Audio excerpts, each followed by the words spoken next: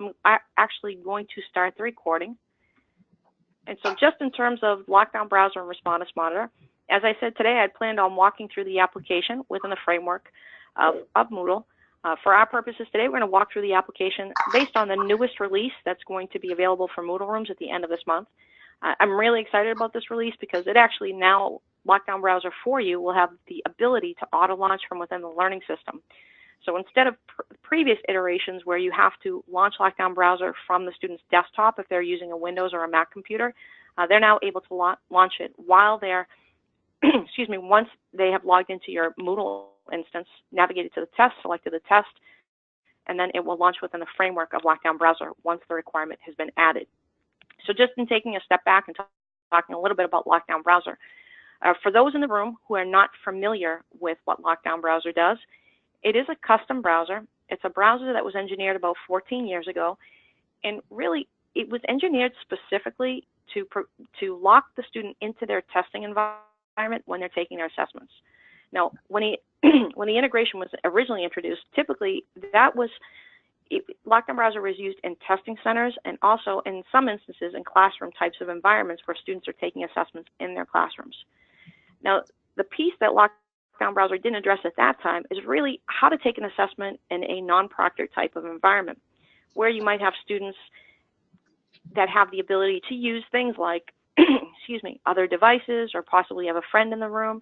And I think with distance courses now and really the evolution of online learning, then the issue becomes other pieces such as verifying student identity. Often we hear faculty that have concerns about whether or not the person who's enrolled in the course is actually the person who's taking the assessment. But on the student side, there's also a flexibility piece because often students who are taking distance learning courses, their response to having to come to a proctored lab might be, you know, why am I coming to a bricks and mortar environment if the assessment is truly, or the course is truly an online course?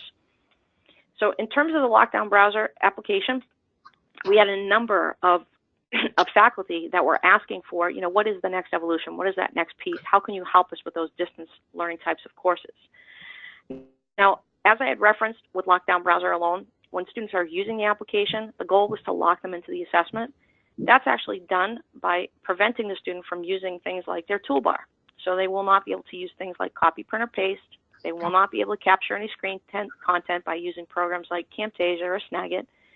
They will not be able to navigate to other websites, and they cannot open other applications. So during a Lockdown Browser and a Lockdown Browser monitor-enabled assessment, they're not going to be able to use applications such as other browsers, instant messaging packages, you know, things like Microsoft Word. Now, from the instructor's perspective, both applications can be required on a case-by-case basis. So it really is entirely up to the instructor what the student will have access to when they start their assessment.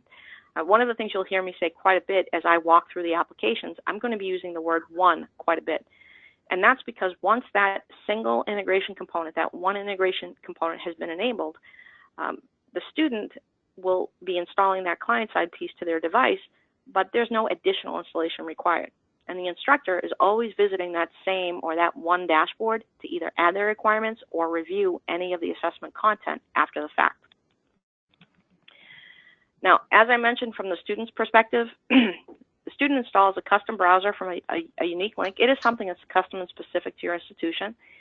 The application is available for use for Windows, Mac, and iPad as well. Now, as I had mentioned, Lockdown Browser, it's an excellent solution for proctored types of environments because it does address digital cheating.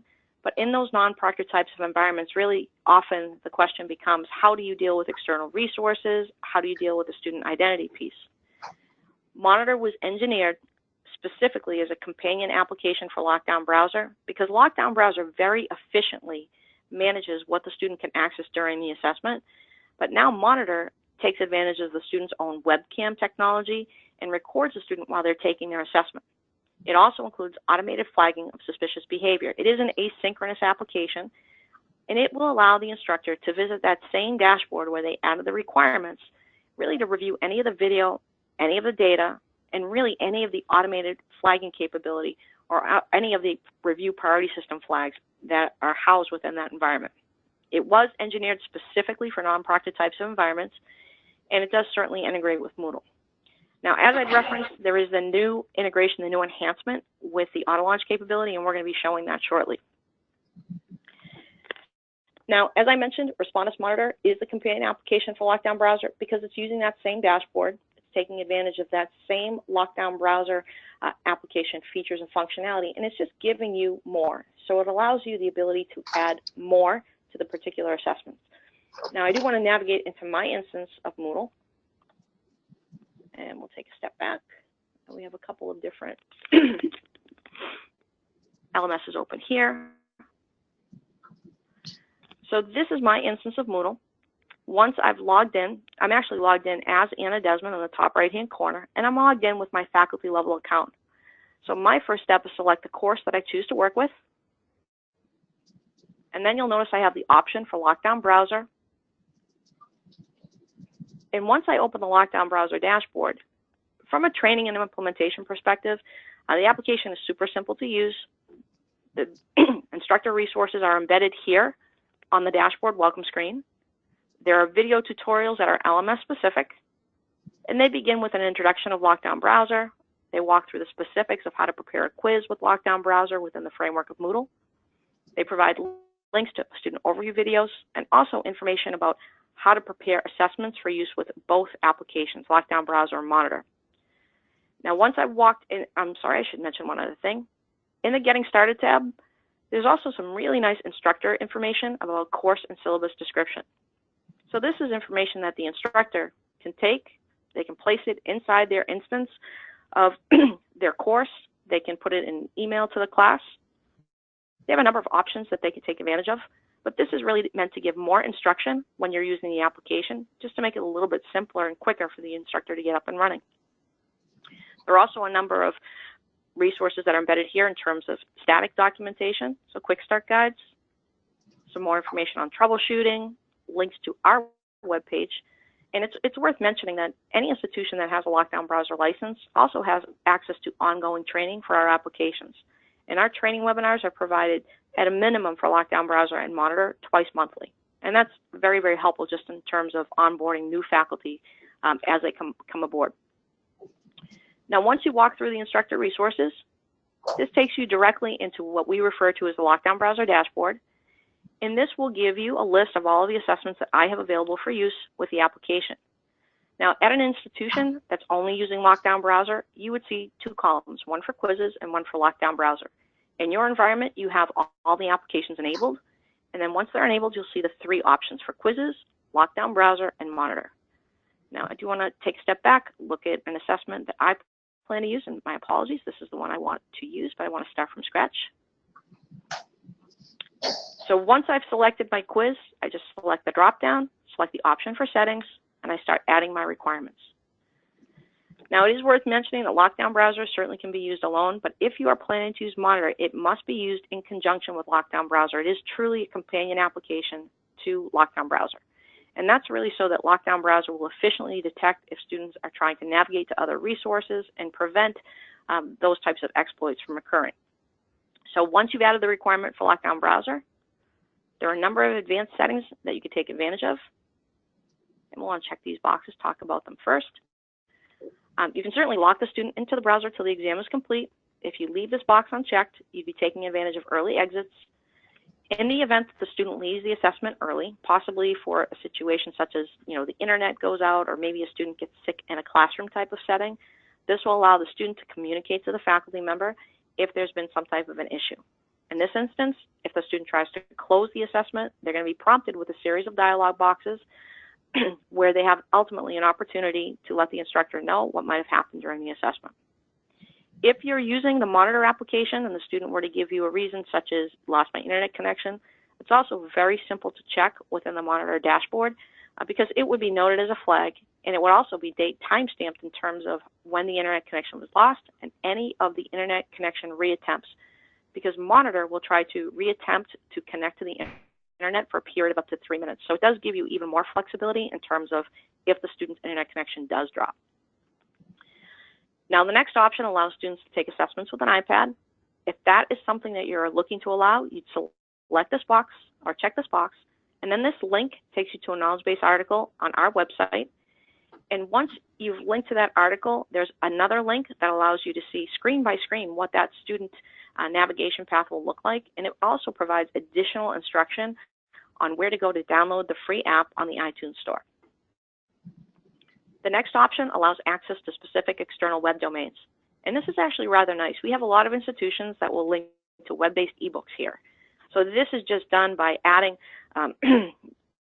putting in the domain URL, which typically is just dropping that HTTP or HTTPS off of the address.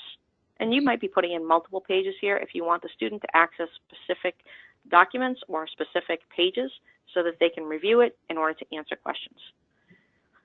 Another nice option here below is the ability to add either a standard or scientific calculator to the toolbar.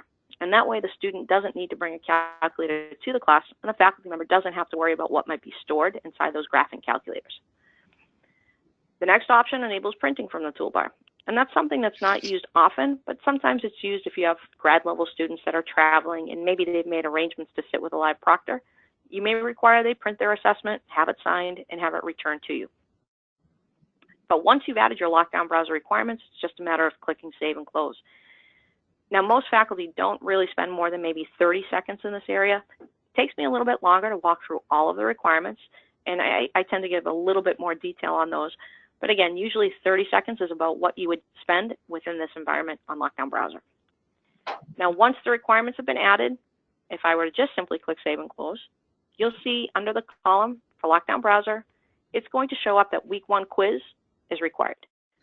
Now, because Monitor is also enabled, if I wanted to take the next step, perhaps this is a distance course, and I just wanted to add the requirements that allow the students to take their assessment using the webcam at home, I have a couple of really nice options. The same assessment now has all my Lockdown Browser requirements. I'd just simply continue along and add the requirements for Monitor. I have two great options available to me. The first allows Monitor to be enabled across the board for every assessment. And then the next allows me to let the student decide what method they're most comfortable with. So we refer to this as the either or. Now, in an either or situation, or regardless of which option I select, first thing the instructor sees is a dialog box.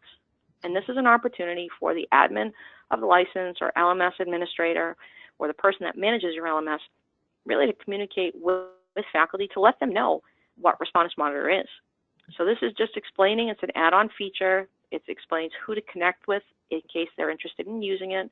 And it also points to some additional resources for the application. But again, this is customized as you see fit and something that you can do at the institution level. If you're using the either or option, you're letting the student decide. Do we want to come to a proctor lab and not use the webcam, or do we prefer to take this assessment remotely and use the webcam? If you decide to take the assessment in a proctored lab, you'll need to add an exam password for the proctor in the room. They will enter it into the machine the student is using to take their assessment, and that just simply turns off the requirement for the webcam. If you decide to add it across the board, you just simply select the middle radio button.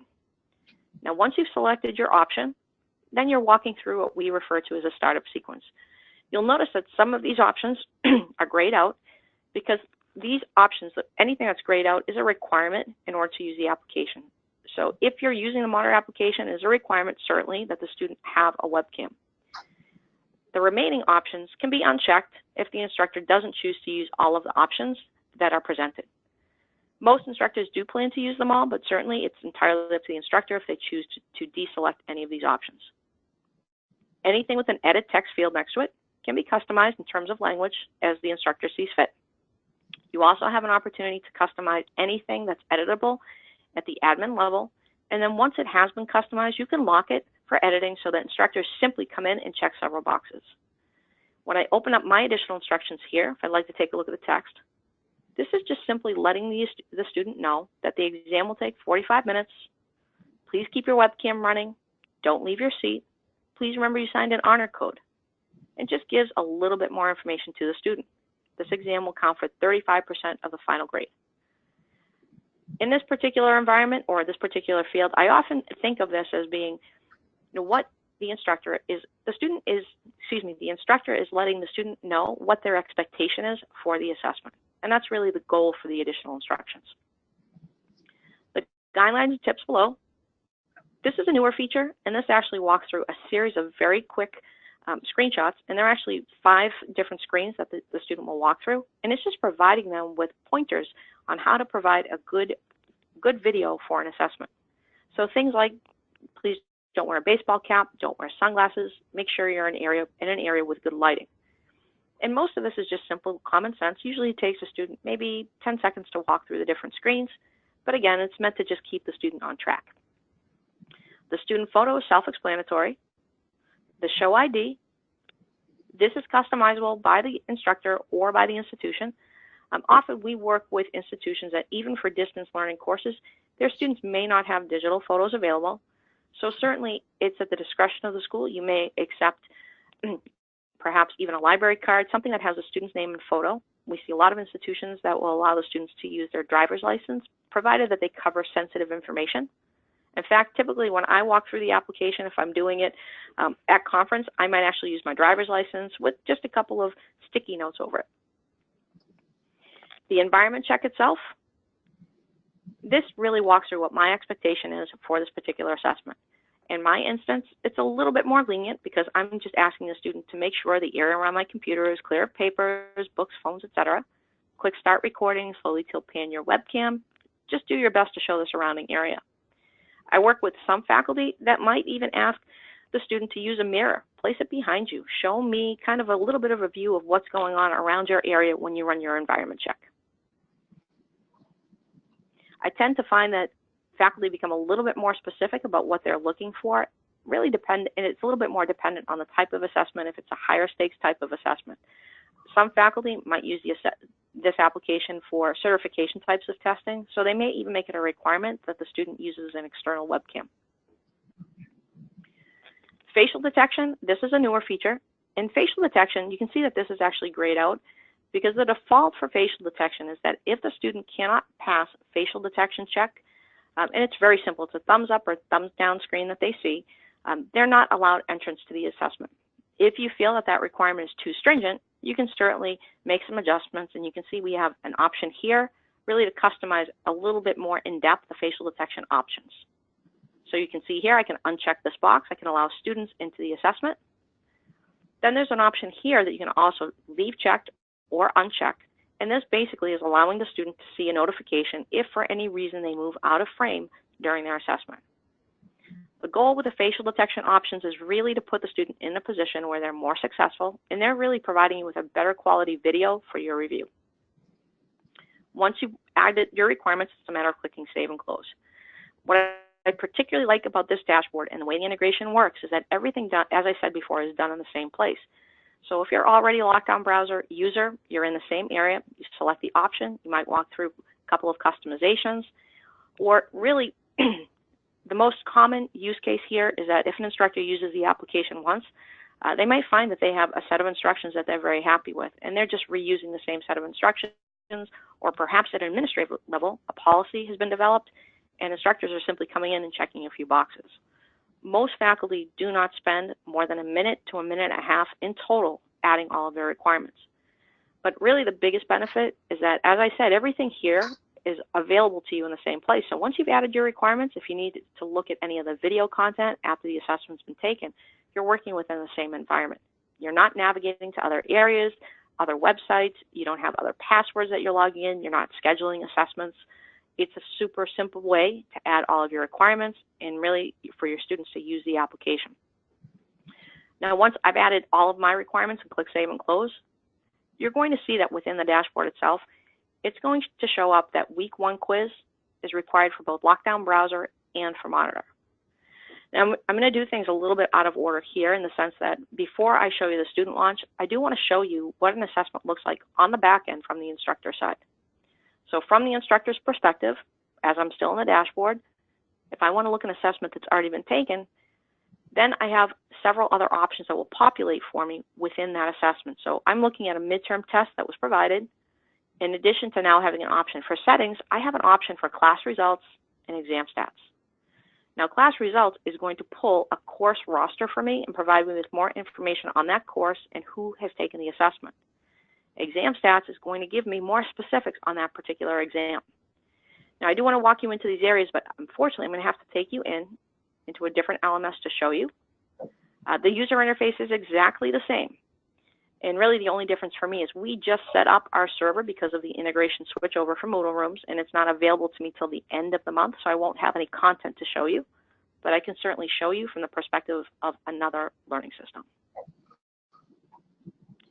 So in terms of the interface itself, once I've opened up the assessment itself and I'm looking at the results, you can see a couple of things right away. I mean, I should actually stop here and say that the way we engineer this application, Lockdown Browser and Monitor were engineered as deterrents to students for when they're taking assessments remotely. So it's this idea that, you know, you're letting the student know what your expectation is, and you're making it more difficult, really incrementally, for them to engage in activities that would be construed as cheating.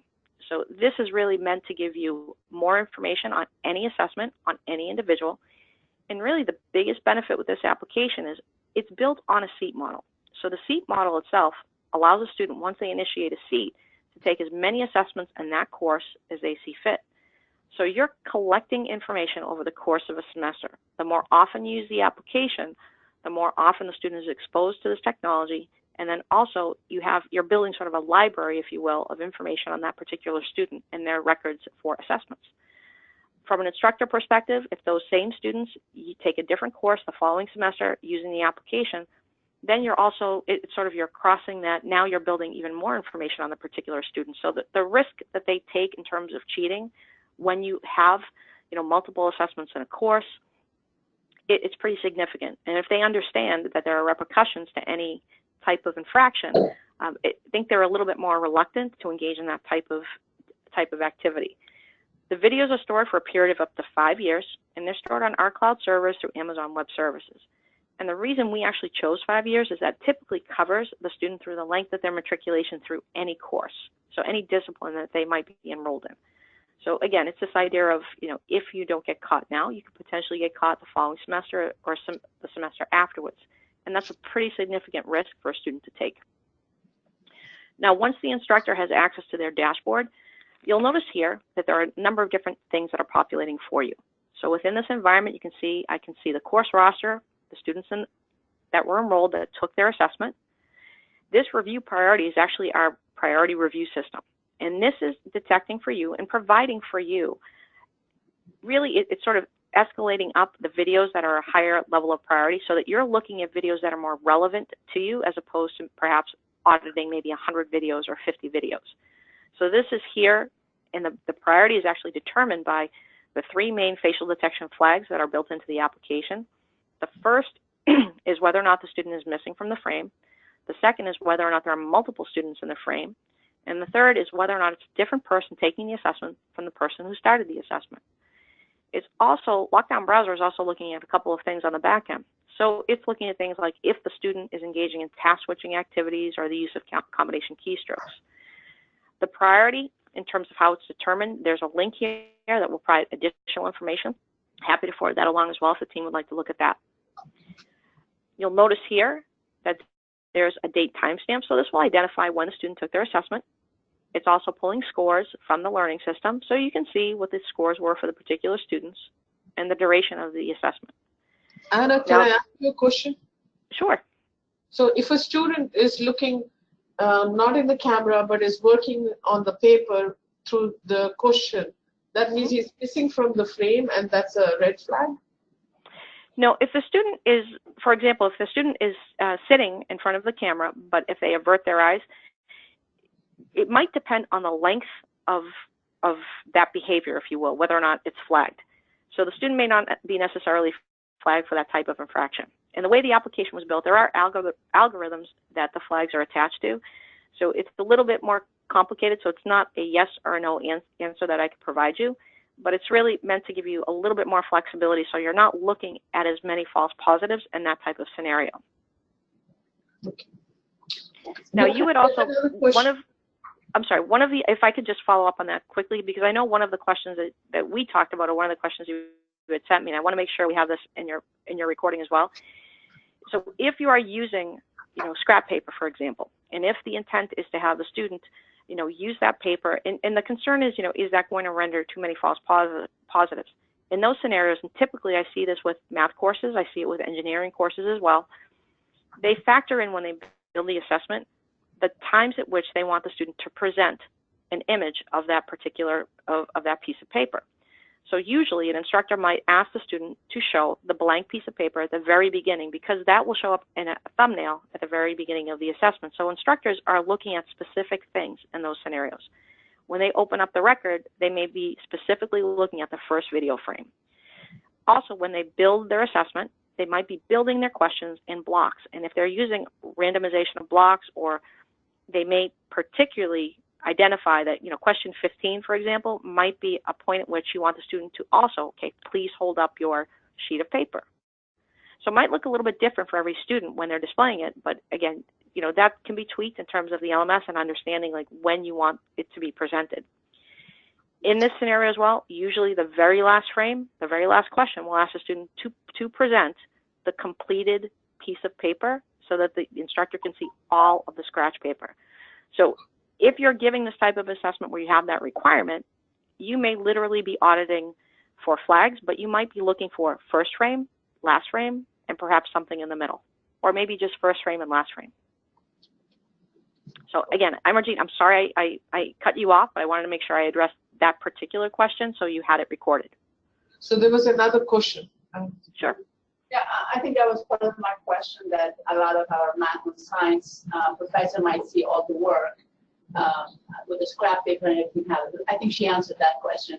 My other question is, how does it, like if a professor says that you have 45 minutes to finish this quiz, and what happens at the end of that 45 minutes?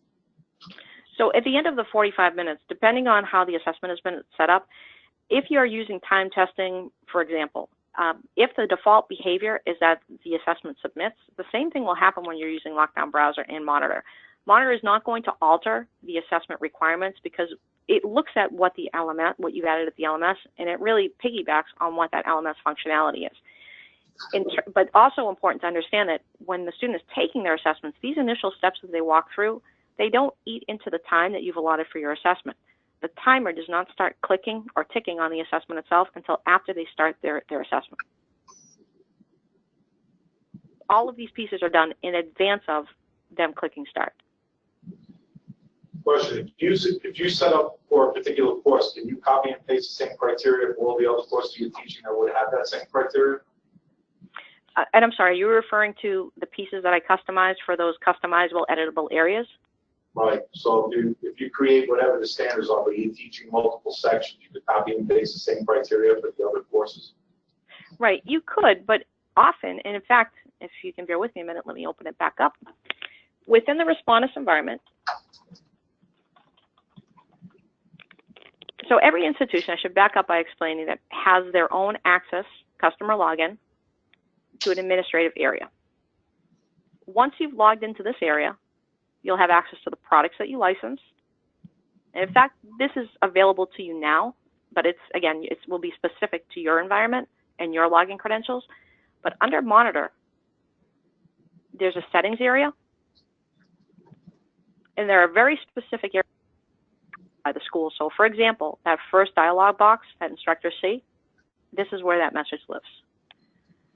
But what you're referring to in terms of copying and pasting across courses, in that event, if you find that you have some default instructions that you prefer for additional instructions, you might be editing this text, locking it, so there's no copying and pasting of this content. It will show up in those areas when the instructor goes to add their requirements. So this is, I think for me, at an institution that's doing a significant amount of online testing, this is really the preferred method that I would suggest, because it eliminates any of that concern of, well, you know, did I do it? What happens if I don't go back and copy and paste it? It just makes it a little bit simpler. And in fact, you know, typically, so in your situation, you have the 200 free seats that you can use that are part of the Lockdown Browser license. I always suggest give a couple of assessments, then take a look at the content that's developed from that point. So if you go back on that dashboard and you see, well, I thought the instructions were good, but I wish we had added X, Y, Z. If you go back and tweak the instructions during the trial and then come up maybe with something that's a little bit more specific to the school or something you prefer, then edit it at that point, lock the text, and you have something that is a little bit better or cleaner for you at that point. We have a lot of institutions. One example that I always give is the honor code.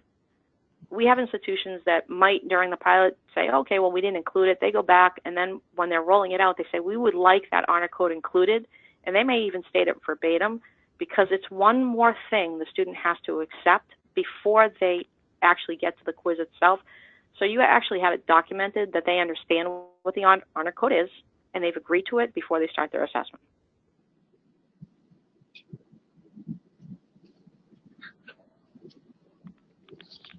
Any other questions?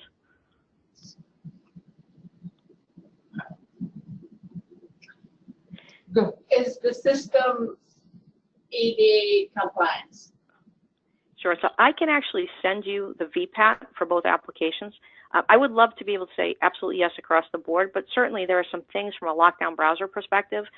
Some of the assistive technologies, any time an assistive technology makes an update, then it's sort of, again, you have to revisit it and see what works with it and what doesn't. So I'm happy to send you the most updated VPAT that we have. What about phones? Because that's a big problem in a proctored exam, watching students with their phone on their seat or trying to hide it and search it very carefully. Sure.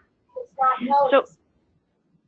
So in a proctor type sim environment, we don't really get a lot of reports back from proctoring or testing centers that will say, well, we had issues with this, because they are relying on lockdown browser to handle the tech, and their proctors are typically monitoring physical types of behavior. Where I see proctoring centers struggling a little bit with just using, any technology really, is if you have a situation where you have private rooms for students that maybe have different accommodations, because it's really difficult to have a student in one room, by themselves taking an assessment, and to designate a proctor to stand in that room. It's not comfortable for the student, and certainly it's not really the best use of resources. So we actually have quite a few institutions that are using Monitor in those scenarios, because it makes a little bit more sense. That person is in the room, they can use the webcam, they're not dedicating a specific resource to a specific student in that instance, and it does not make the student uncomfortable. What I can tell you from a proctoring, from a proctoring perspective, the other nice thing about Monitor is when the student launches Monitor, there's no picture-in-picture. There's nothing's coming up on the screen that's uncomfortable for the student. They're not being pinged. It's literally, it looks almost exactly like lockdown browser. The difference in that scenario is that you can see that the webcam itself is green, and the light is on the webcam, and there's a small icon on the top right-hand corner that identifies that the student is being recorded. My question was more, I'm a faculty member and I give tests to my class, and they do try to use their phones, but I'm watching them and they can carefully place it. So I'm wondering if you had any experience with that, so that it wouldn't be seen in the monitor, and yet they would be able to, Right. with perhaps PowerPoints or answers or whatever. Sure. So I think it depends a little bit on the situation. If you're referring to in a proctored setting or in a classroom setting where you see that type of thing is occurring, and I'll give you a personal example. It's kind of interesting to me. My daughter was in an AP science class when she was a senior in high school, and she would come home and she would say, I studied for 3 hours for this test, and it's killing me because kids are using their phones, and they're basically taking a screenshot of their home screen, but yet they're using, the teacher moves out of the way, and they, swipe, and they have whatever else notes they have there. I encouraged her just to be a little bit patient. I was sure the teacher would figure it out. And in fact, they did. I mean, they caught a student eventually doing exactly that. So their solution to it was to have the students deposit the phones at the desk as soon as they walk in. In a lockdown browser situation, because that calculator is built into the toolbar, if a student complains to you and says, well, I need this phone because I need the calculator on it, or what have you, it's an easy thing to say. The toolbar includes the calculator. In a situation where the student might be at home, that might be a situation where you might be asking them to show you the environment check using a mirror and have them give you a view of the room. You may ask them or build that into a question where they're doing the same thing. Give me a 360 view of the room. I want to see your entire desktop. I would like to see everything in your environment. Other institutions might make it a requirement for the student to use an external webcam. When you see me do my environment check, I actually use an external webcam. It's because I travel and I show this all the time. I lift it up, I show my room. Some institutions might require to show us the ceiling underneath your desk. I find that what you're asking the student to do typically depends on the type of assessment that you're giving. So if it is high stakes, your requirements might be a little bit more stringent. And I don't know that that necessarily addresses it all. I would love to be able to tell you that Monitor catches any and all forms of cheating, but that wouldn't be a responsible thing for me to say to you. Okay, thank you. You're welcome.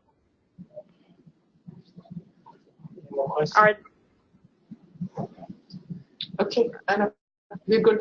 Okay, so the one thing I should mention as well, while I'm in this area, and I'm sure this will come up later, but we're already in the administrative panel, I do want to make mention of the fact that Monitor also allows reporting. This is a great tool, and especially in the initial stages for me, it's this idea that you have a little bit more insight into which faculty have decided to try the application, what their needs might be. It's a great auditing tool, I think, especially during a pilot. Within Respondus Monitor, you can see that there's this reporting option. And this is not going to look similar to what it would look like in your environment or an institution environment. This is actually my activity on our server here. Now, the very base level just gives me information about Monitor seats, so I can see what courses we have that have used it, what instructors, and these are all internal staff, how many sessions, what the activity looks like. But there's quite a bit more information I can look at. If I want to look at a specific semester, I want an understanding of how many seats were activated for Monitor, what courses were using it. There's a lot of information that I can access here. For me, this is information I can only see from a Respondus perspective. I would not be able to see this for any other institution. These are my servers. It is protected for you, just in the sense that this is your information. You can run it at any time. Your administrators of the license can contact faculty, see what their needs might be for following semesters, and really get a better understanding of what their requirements are for their courses and what type of usage you might see. So I think from a very practical perspective, sometimes when we work with folks that are working on pilots, they might think they have 10 faculty that will want to try it. And then they go back and they look and they see that only maybe 4 or 5 got a chance to use it. But it gives you an opportunity to reach out to them and see what their needs might be, how they liked it. It's a very good way to kind of evaluate and forecast for budgets even from semester to semester. So are there any questions for me on that piece or what we've walked through to this point? If not, I'm happy to proceed and walk you through from the student's perspective as well. Video that was had a high review priority that you looked at, and how just to see how we would evaluate the recordings. Sure. So in terms of any of the videos themselves, as a faculty member, if I needed to open up any of the video content, if I wanted to take a closer look, I would just click on the plus next to the student's name, and then this allows me to open up that specific record for the assessment itself. You'll notice in the top right-hand corner, it will show me just really excuse me, it gives me a summary. It lets me know there were 6 flags that were collected, the total amount of the flag time, how much time the student's face was detected in the frame. You can see that directly below, I have the option to review any of the flags. So if I wanted to look at the specific infractions, I could simply click on the date timestamp, and that would load it from this point forward. And I could watch it in the video box. If I wanted to back it up, if I needed some context as to what might have happened, I could do that. This one is noted as being different person in the frame, and it's just going to advance the video to the point at which the infraction was recorded. This is probably my favorite because we get a lot of these types of reports. Yeah, it's interesting in the sense that I think students often forget that they're being recorded. So another flag that I think it's ironic if you think about what it's doing, what the purpose of the application is, but every so often we get a report from a faculty member. Usually it happens at conference, someone walk over to the booth and say, hey, I saw this crazy thing. And sometimes the conversation starts with, the student, I can see them. They're being recorded, and they must have panicked, and they pulled out their webcam. They literally unplugged it. But they forgot that they're being recorded. So not only did we get, and you'd actually see there'd be there's a line item that populates that tells you webcam was disconnected. But beyond that, it's recorded, so you actually have them on camera pulling the webcam out. So clearly, I mean, it's not something you ever want to see a student do, and it is ironic, and unfortunate as well. But the application records the audio, records the video, records the flags. It will also record if there is an internet disruption. And you'd actually see this populate as internet connection fail, and then you'd actually see all of the reattempts to connect to the internet. And if it does establish a connection, then you'll see when the connection was established. So it lends a little bit more credibility too to when a student tells you, hey, I was taking my test and we lost internet connection. I mean, you'll actually be able to check on it and see, well, did they really? So there is a question. Just a very simple one. Is this a demo or actual student that you show? Oh, so this is actually staff, Respondus staff. So Okay. this person here, I don't know, she may actually be familiar to, if any of you have been to any of the LMS conferences, this is Ari Sowers. She is our master trainer here at Respondus. No. Yeah. So, And her husband graciously agreed to assist in this particular. makes sense. Okay. Thank Yeah. you. Great eye. It's actually, very, very interesting to me. Some of the videos, I have a daughter who interned here at Respondus a couple of years ago, so I still, every so often, I see her face pop up. So, but the interesting thing about this, and it is worth mentioning now that we're talking about this specifically, you should be aware that even from a video perspective, the way the application was built, it was built with FERPA in mind. So there will never be a time that anyone from Respondus staff, so for example, as your account manager, if you call me and you say, hey, I saw this thing on video, can I show you? The answer is absolutely not. We do not have access to any of your video content. The only time or the only instance where that might happen is if you request assistance from support, if there's some type of an issue, and you are asking them specifically to look at something for you. Could be some technical issue that you're having. But outside of that, the videos themselves, the way the application works, no one has access to this page, this screen, unless it is the LMS administrator or the instructor that has the proper course credentials. The videos themselves are stored on our cloud servers through Amazon Web Services. It is a very secure environment, and there is no way to connect the videos back to the institution unless you have this, this initial front-facing interface. So you would have to be logged in here to access this content. Okay, Anna, we yes. have a question, and we have 15 minutes to wrap this up. This is Sure, quick. absolutely. Yeah, this is quick. So back to what you just mentioned about FERPA law and everything. Is there anything that, because I'm sure students will ask, is my information private, or who gets to see this? So is there something in the instructions that link to that's shared with the student when they're logging in? Yes, it is. In fact, what I'll do here, and if you can bear with me a moment, I'm going to go back into my instance of Moodle. I'm going to log out as Anna. I'm going to log back in as a student, and I'll show you exactly what the student sees. It's a great question. It's just easier to show it to you Sure. than it is to explain it. And this is my alias here at Respondus, Jane. It's the easiest thing for me to remember, quite frankly.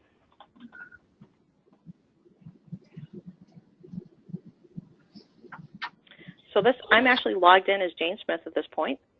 And at this point, I'm going to navigate to my course, Geography 101, my tests and my quizzes. You can see that I have this week 1 quiz with a requirement for lockdown browser and the webcam. We do this pretty frequently here at Respondus. So you can see I have multiple attempts. And this should look, for anyone who's ever used lockdown browser, this should look familiar. Lockdown browser itself is identifying other applications that are running. It's going to make me shut down a couple of things. Skype, can't use that. Trillion is an instant messaging package we use here with our development team.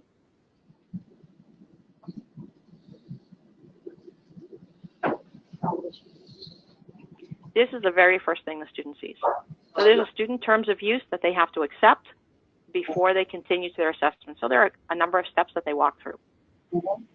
There's also this area here, the requirements of your institution. So this is boilerplate content that's been through our legal department. But if you have something specific that you would like to add here, some schools will add their LMS technology statement. So if a student is taking an online course, you might have a Moodle LMS statement that you use that tells the student, you know, the do's and don'ts, if you will. You could include that here as well. Okay. This is the webcam check. I'm just walking through. Hello, everybody. Good morning. Okay. I can record a 5-second video just to make sure my audio and my video are working properly. And the student has an opportunity to watch all these pieces back to make sure that they're comfortable. And I think, if I'm being clear, what's nice about this is sometimes students do just simply forget things, so they may have their phone sitting on their desk, and maybe it truly is a mistake.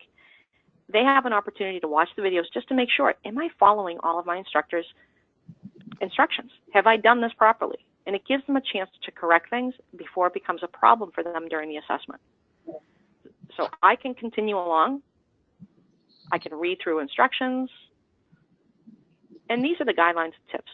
Very simple. Avoid rooms where there are children or people are present. Turn off TVs, radio. Really just best practices. Don't wear sunglasses, baseball caps, hats with brims. You'd be surprised. Student photo.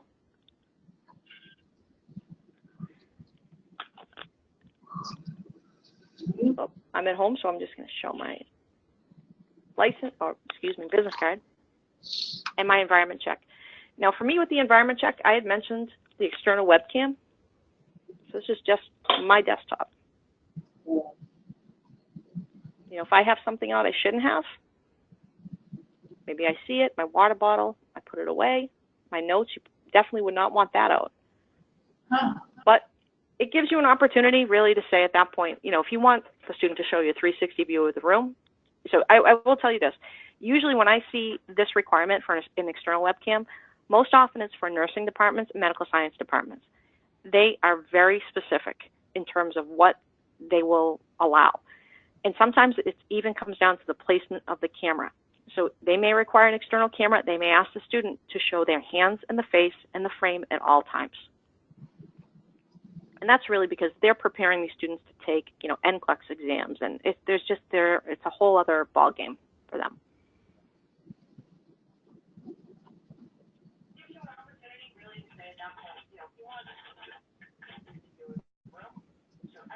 Yeah.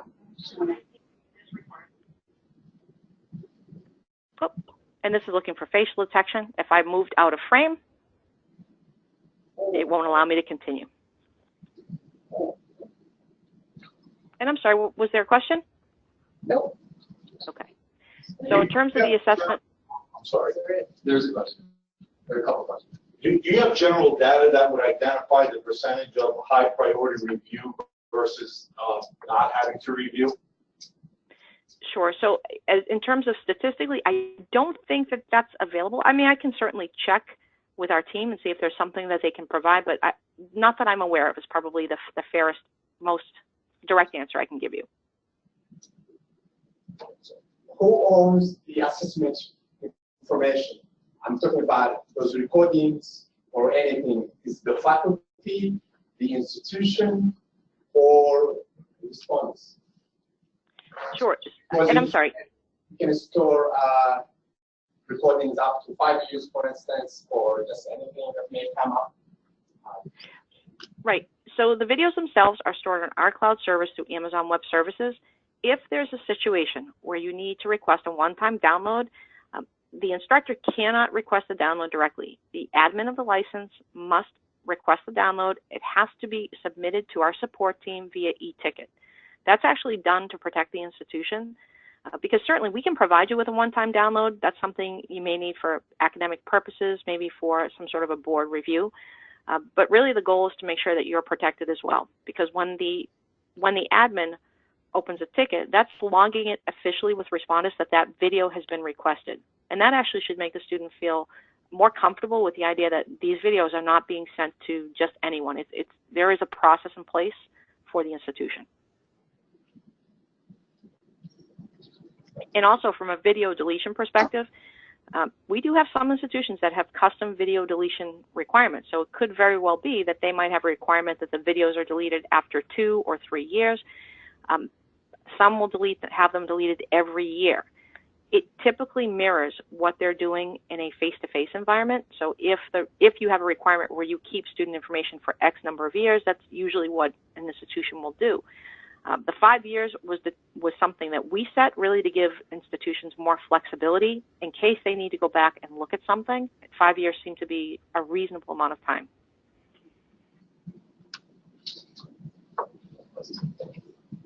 Other questions? Go ahead, Anna. Okay, so for those of you that are familiar with Lockdown Browser, this should look almost identical. Really the only difference at this point, in the top right-hand corner, you can see an image of an icon that lets you know it's recording. And then you'll also notice that, and you can't see this because it's a virtual presentation, but my camera is flashing green. So there's no picture-in-picture. You know, for a student that's ever used Lockdown Browser, say in a classroom or a proctored lab, this should feel very comfortable to them. Everything that Lockdown Browser normally does for you as an institution still works exactly the same. Different question types, images you can embed in your questions. You can still link to content. Now, this is taking us to a map, excuse me, out on Google. Probably not a place that you would feel comfortable taking your students to, but this is opening up as a separate tab. Every live link on this page is blocked. Once the student has reviewed their content, they come back to their assessment, they answer their question, and they move along.